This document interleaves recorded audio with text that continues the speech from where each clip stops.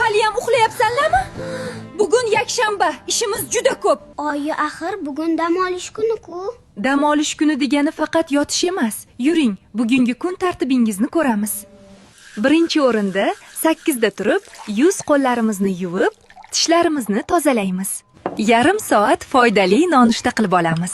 30-40 daqiqa ko'chada faol harakat qilamiz. Va yana 30 daqiqa rivojlantiruvchi o'qish yoki rasm chizish. Uy yumushida onasiga yordam berish. Tushlik va kechki ovqatni birgalikda tayyorlash va yeyish. Do'stlar bilan biroz o'ynash. Ertangi maktab formasi va uyga vazifalarni tayyorlash. Va albatta 9:30 dan kechga qolmay uxlash. Sizning bolangizda kun tartibi qanday? Izohlarda yozib qoldiring. Shunday foydali ma'lumotlar uchun sahifamizga obuna bo'ling.